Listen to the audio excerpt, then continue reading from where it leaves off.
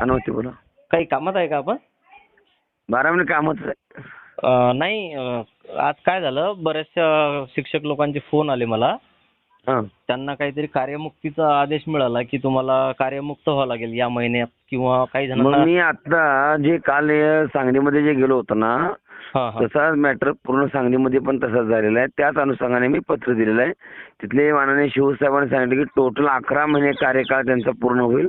हा. त्यामध्ये काही तिळमात्र शंका नाही. आस्थापनामध्ये पण आपण ते दिले.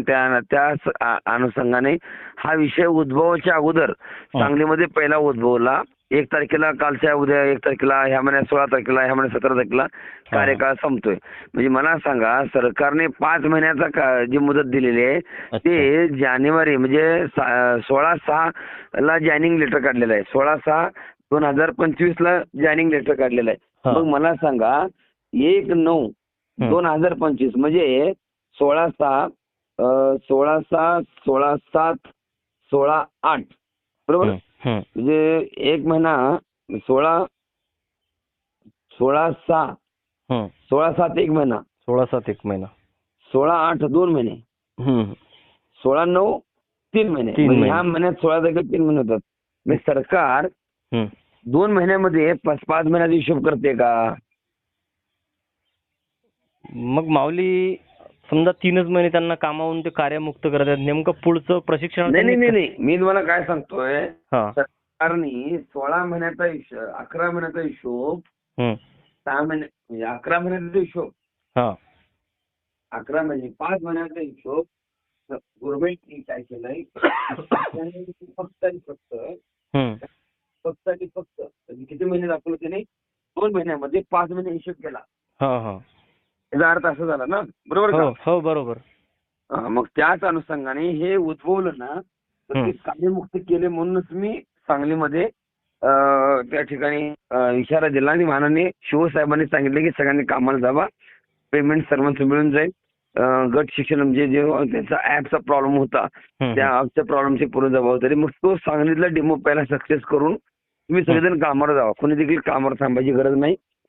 बाकीच्या जिल्ह्यातल्या प्रशिक्षणार्थ्यांनी सुद्धा कामावर गेलेलं योग्य राहील का? हो, सगळेजण कामावर आहेत, कोणी थांबायचं नाही.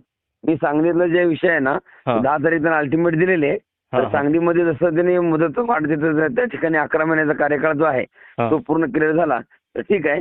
नाही झाला तुम्ही डायरेक्ट शिव कार्यालय म्हणजे जिल्हा परिषदवरती मी मोर्चा काढेन, त्याच नका काळजी करू. सांगली माणसं बरं. म्हणजे तुम्ही संपूर्ण राज्याच्या लक्षवेधीसाठी सांगलीमध्ये जे काही आंदोलन करणार आहात, प्रशिक्षणार्थ्यांनी कुठली म्हणजे काळजी करण्याचं काही कारण नाही. संपूर्ण महाराष्ट्राचा विषय धरूनच मी तिथे दिलेला कागद तो आता. बरोबर. आणि महाराज, मग आपण हे सुद्धा म्हटलं होतं की कामावून कार्यमुक्ती स्वीकारतो, परंतु आम्हाला 11 महिन्याचा पगार पाहिजे.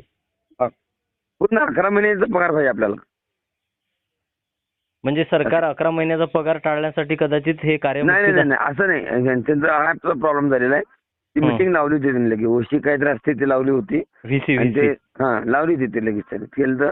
ते सोमवारपासून त्यांना आपण सांगितलं, उद्या सोमवारच्याला सकाळपर्यंत, म्हणजे उद्या रविवार आहे, सोमवारच्याला हा विषय क्लिअर करून घेता येईल.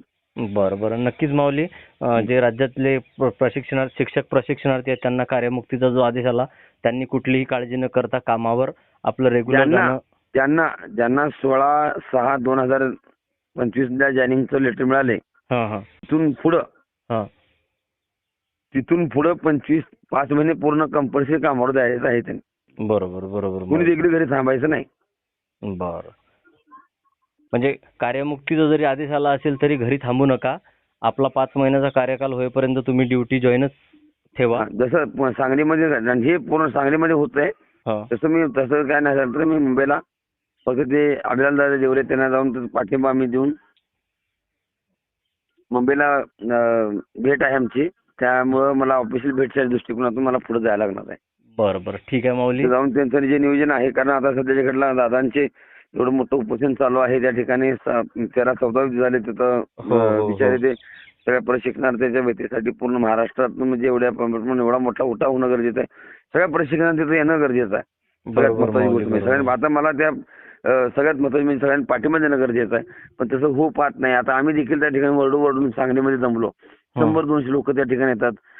त्या जिल्हा लेवल आमच्या अशी परिस्थिती, तर दादांची तर कसं असणार परिस्थिती, हा मोठा प्रॉब्लेम आहे.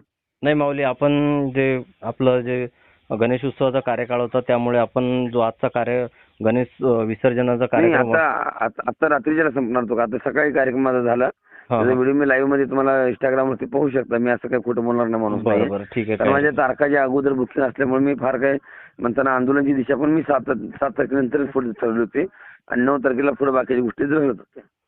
नक्कीच माऊली, जे प्रशिक्षणार्थींना कार्यमुक्तीचा आदेश आलेला आहे त्यासाठी हा महत्त्वपूर्ण संदेश आपण दिलेला आहे, त्याबद्दल धन्यवाद. आणि हा विषय हा. हे अगोदरच घ्यायला धरून मी कलेक्टर साहेबांना निवेदन दिले सर. नाही नाही, नक्कीच माऊली, आपला पाठपुरावा नेतृत्व कारण म्हणून हे जे चालू झालं होतं हे मॅटर होणार होता पूर्ण महाराष्ट्रामध्ये, मला माहित होतं. म्हणूनच मी अगोदरच त्याची पूर्वतयारी केली आहे. ठीक आहे ना माऊली. नक्कीच सर्व प्रशिक्षणार्थीपर्यंत हा संदेश पोहोचवण्याचं आपण काम करूया.